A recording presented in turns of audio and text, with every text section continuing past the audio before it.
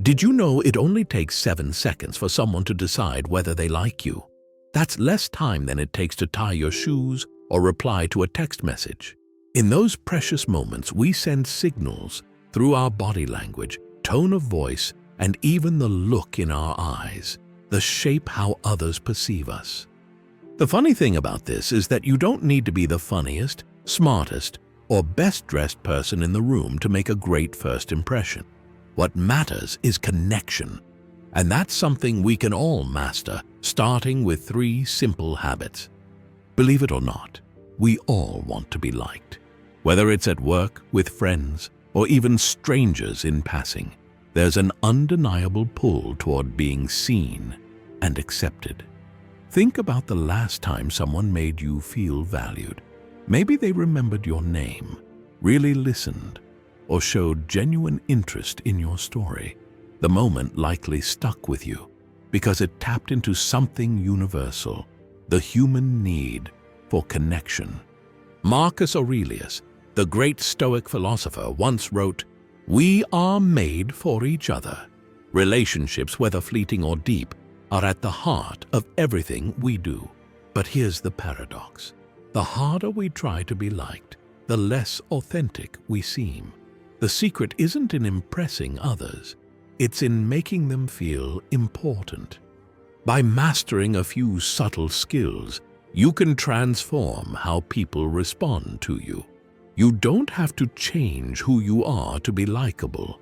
You just have to understand what makes people feel seen, heard, and valued. In this video, we'll be focusing on the easiest tricks to make anyone like you instantly. Before we begin, please subscribe and tap the notification bell so you never miss out on more amazing videos like this. Let's get started. The problem: why being liked feels so hard. Have you ever left a conversation replaying everything you said, wondering if you came across as awkward? Maybe you were trying to make a good impression, choosing your words carefully, smiling at the right moments, yet the connection still felt off. That sinking feeling of "I should have done better" is more common than you would think. In fact, it's one of the most shared human experiences. The truth is, social interactions often come with a quiet but persistent fear of rejection. It's that little voice in your head whispering, "What if they don't like me? What if I say the wrong thing?" This fear can lead to overthinking, analyzing every word, gesture, or pause instead of being present in the moment. Insecurity creeps in, and before you know it, you're more focused on your own performance than the person in front of you. Now add modern distractions to the mix. Social media has trained us to connect through screens, liking, commenting, and sharing, but face-to-face conversations, they demand a level of presence and vulnerability that can feel overwhelming. Eye contact feels harder to sustain, silences feel more awkward, and the urge to check your phone can pull you away from the moment. These habits, while small, chip away at our ability to build trust quickly in real-life interactions. Let's take that you're meeting someone new at a gathering. You try to strike up a conversation, but halfway through, they glance at their phone or give you a distracted nod. Suddenly, you feel unimportant, even though their intention might not have been to dismiss you. Moments like these happen every day, and they create invisible barriers between us. But there's hope. Being likable isn't about being flawless or effortlessly charming. It's about understanding the small human ways we can bridge those gaps, ways that anyone can learn. And the good news is that you don't have to guess.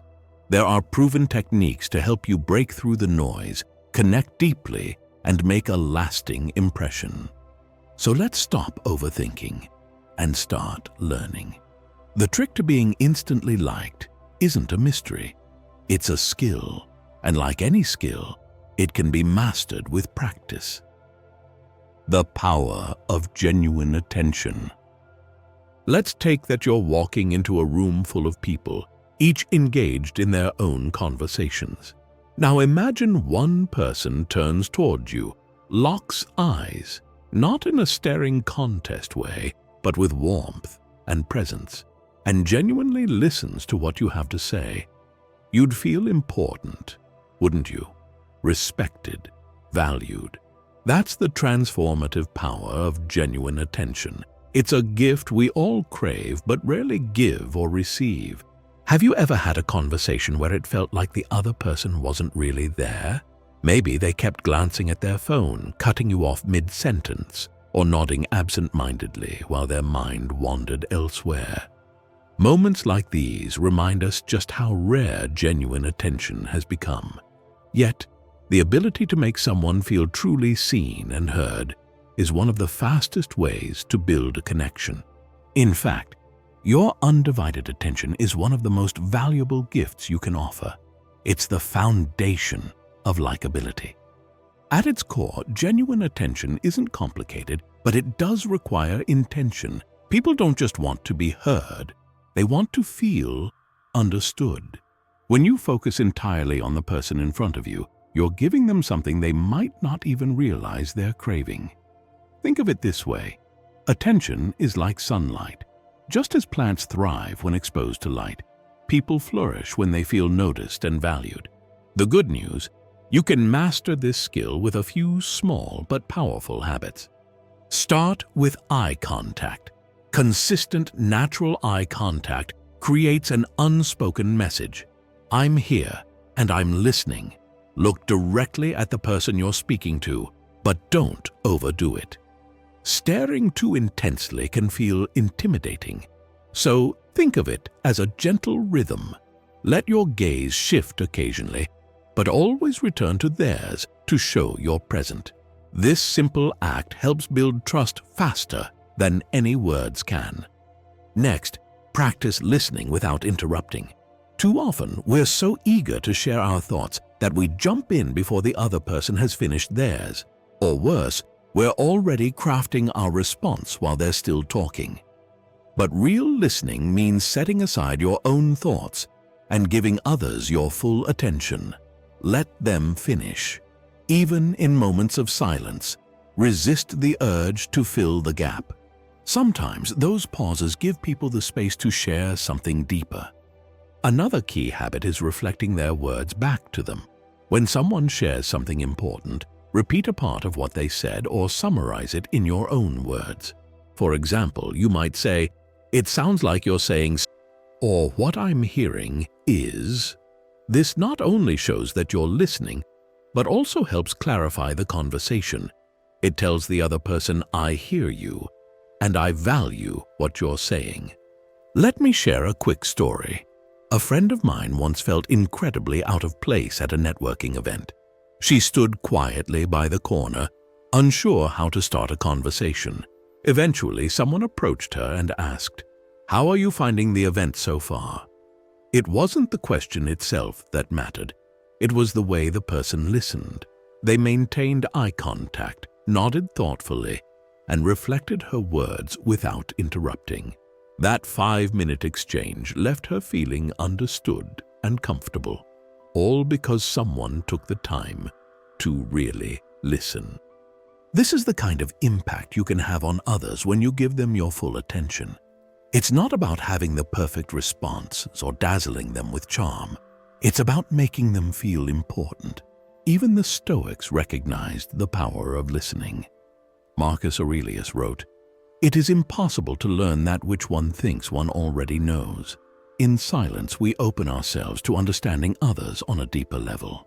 By speaking less and listening more, we not only connect with others, but also learn about their unique perspectives, struggles, and strengths. I once applied this approach during a tense work situation. A colleague came to me, frustrated and overwhelmed about a project. Instead of jumping in with advice, I simply listened. I nodded occasionally, maintained eye contact, and reflected their feelings. "It sounds like you're feeling stuck." That simple acknowledgement eased their tension. By the end of the conversation, they thanked me, not because I solved their problem, but because I made them feel heard. When you give someone your undivided attention, you're doing more than just listening. You're creating a safe space for them to express themselves fully. This kind of connection is rare, and because of that, it's unforgettable. People won't always remember the details of what you said, but they will remember how you made them feel. And in those moments of genuine attention, likability becomes effortless. Mirroring without losing yourself. Have you ever met someone and felt an instant connection, as if you'd known them for years? Chances are you weren't just lucky. It's likely that subtle mirroring was at play. Mirroring, when done naturally, creates a subconscious sense of similarity between two people. And here's the truth. When people feel like you're similar to them, they're more likely to trust and like you. But let's get one thing straight. Mirroring isn't about mimicry. It's not about copying someone's every move or parroting their words. That would feel awkward and insincere, wouldn't it? Instead, mirroring is a delicate balance. It's about harmonizing with the other person's energy, like two voices blending in a song. It's subtle enough to go unnoticed, yet powerful enough to create genuine rapport. The psychology behind it is simple. Humans are naturally drawn to people who seem like them. It's an evolutionary response. Similarity signals safety and familiarity. When you subtly match someone's body language, tone, or pace of speech, their brain registers, "This person gets me." This creates an unspoken connection even before a single meaningful word is exchanged. Let's break it down into simple steps. First, match their energy level and pace of speech. If someone speaks slowly and thoughtfully, resist the urge to rush your words. Instead, slow down and match their rhythm. On the flip side, if someone is animated and enthusiastic, let your tone reflect their energy. This alignment creates a natural flow, making the interaction feel seamless. Next, mirror their positive body language. Pay attention to how they position themselves. Are they leaning slightly forward, using open hand gestures, or nodding as they speak? By subtly mirroring these movements, you send a nonverbal message that says, "I'm with you." But remember, subtlety is key. Avoid exaggerated gestures or mimicking every move, as this can come across as forced or even mockingly insincere. Finally, adapt to their communication style. Some people speak formally, choosing their words with precision, while others are casual and conversational. When you adjust your style to match theirs, you create a sense of alignment that puts them at ease. For example, if someone uses straightforward, no-nonsense language, avoid overly flowery phrases. On the other hand, if they speak with warmth and enthusiasm, let your tone reflect that openness. Think of mirroring as a dance. You're not trying to copy their steps exactly. You're simply moving in sync with their rhythm. This is what makes it feel natural. Like harmonizing in music, mirroring is about blending seamlessly without losing your individuality. Here's an example of how it works. A colleague once shared a story about a job interview that felt like an uphill battle. The interviewer was reserved, spoke softly, and maintained a formal tone. Initially, my colleague, who is naturally outgoing and energetic, struggled to find common ground. But instead of overwhelming the interviewer with her usual enthusiasm, she adjusted her energy, softened her tone, and matched their formal communication style. By the end of the interview, they were exchanging ideas with ease. The shift wasn't drastic, it was subtle and intentional, and it left a lasting impression. The power of mirroring isn't just limited to professional settings. It can transform everyday interactions as well. Picture this: you're meeting someone new at a social event. They lean slightly forward as they speak, so you mirror that subtle movement. They gesture with open hands, and you occasionally do the same. They're casual and conversational, so you keep your tone light and approachable. Without realizing it, they feel more connected to you, as if you're already on the same wavelength. Even Marcus Aurelius, the great Stoic philosopher, emphasized the importance of understanding others as a way to build trust. While he didn't write directly about mirroring, his teachings align with its principles. By observing and adapting to others, you foster harmony and connection, a foundation for mutual respect. Now, let's address the fear of losing yourself in the process. Some people worry that mirroring means abandoning their authenticity. But here's the thing, you're not changing who you are. You're meeting the other person where they are. It's about finding a balance between being yourself and being adaptable. When done right, mirroring feels natural, like a shared language that helps you both feel at ease. I once used this approach during a challenging interaction with a frustrated client. They were visibly tense, spoke quickly, and used short, clipped sentences. Instead of maintaining my usual calm, measured tone, I subtly picked up my pace and mirrored their directness. Gradually, I noticed their tension ease. They began to open up, and we ended the meeting on a positive note. What could have been a difficult conversation turned into a productive one, all because I adjusted to their communication style. Mirroring isn't about manipulation, it's about connection. It shows the other person that you're paying attention, not just to their words, but to their energy, emotions, and unspoken cues. And when people feel understood on that level, they naturally feel drawn to you. This is the art of mirroring, blending into their rhythm without losing your own voice, creating harmony without stealing the melody. Be authentically interested. Authenticity is one of the most magnetic traits you can possess. When you show genuine curiosity about someone else, it doesn't just make them feel valued. It creates a connection rooted in trust and mutual respect. People are drawn to those who care, not because they have to, but because they truly want to. And the beauty of this approach, it takes the focus off you and shifts it onto them, which naturally builds likability. Think about the last time someone seemed genuinely interested in your story. Maybe they asked a question that went beyond small talk, or they lit up when you shared something you cared about. Those moments stand out because they feel rare in a world where so much communication is surface level. When you show authentic interest in someone, it's as if you're telling them, you matter.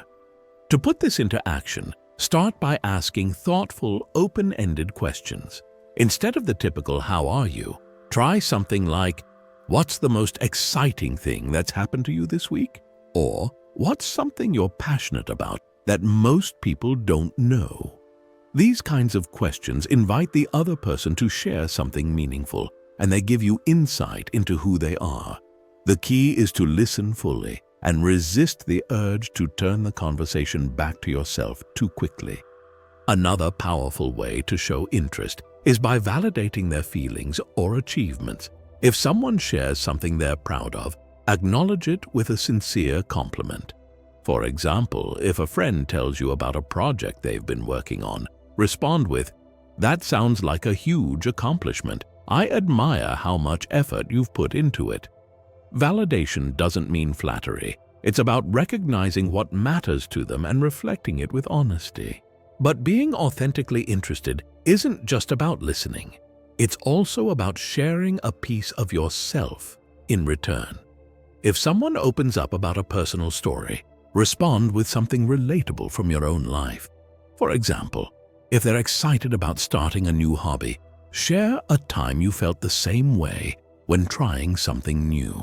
This balance of listening and sharing creates a two-way bridge of connection.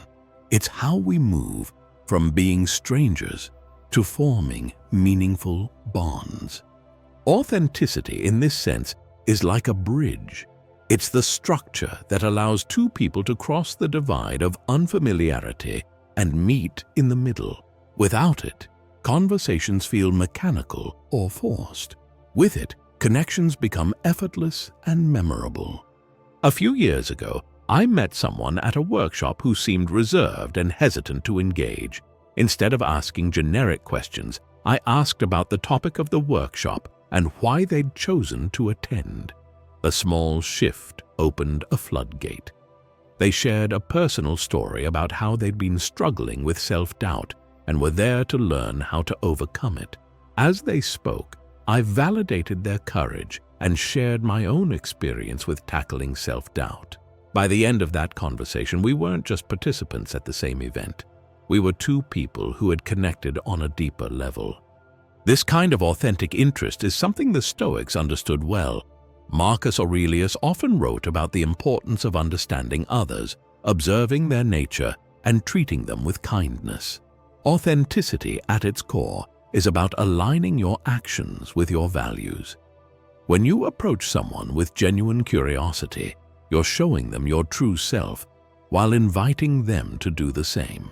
But let's be clear, authenticity doesn't mean oversharing or losing yourself in the process. It's not about impressing others or trying too hard to find common ground.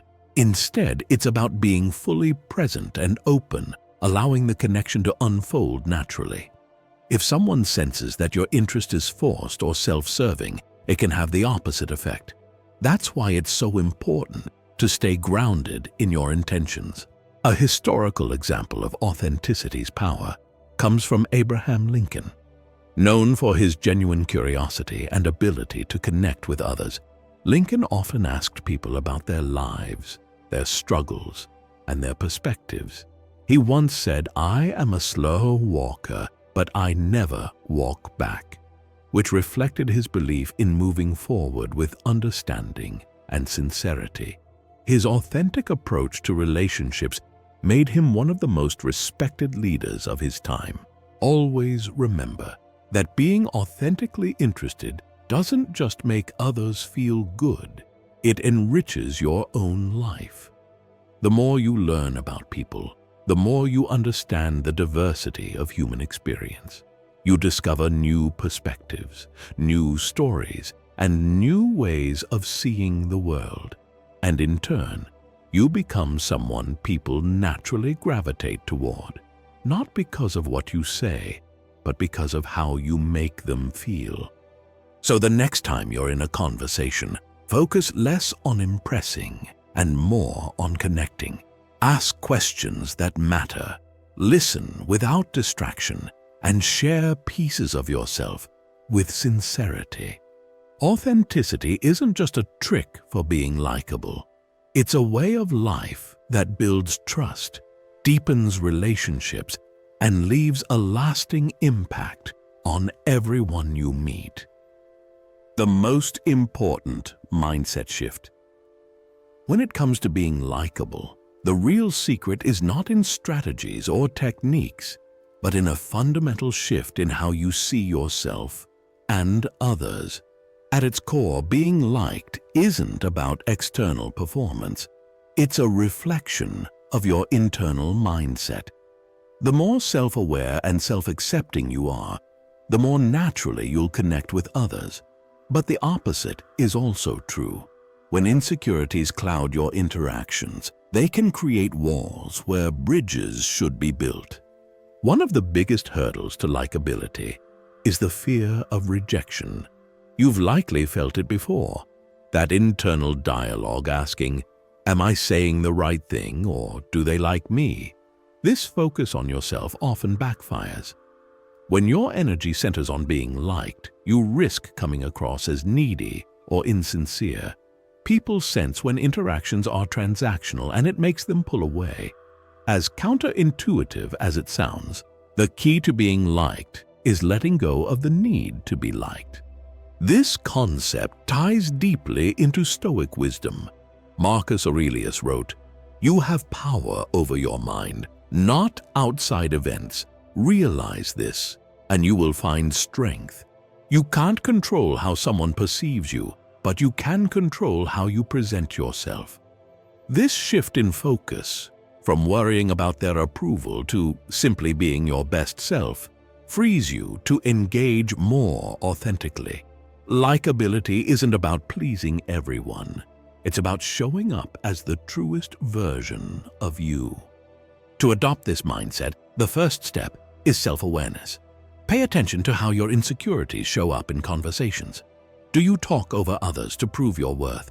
Do you downplay your achievements to avoid judgment? Recognizing these patterns isn't about beating yourself up. It's about understanding how fear can silently steer your interactions. Next comes self-acceptance. The first step to being liked begins with embracing your imperfections. When you stop pretending to be flawless, you give others permission to do the same.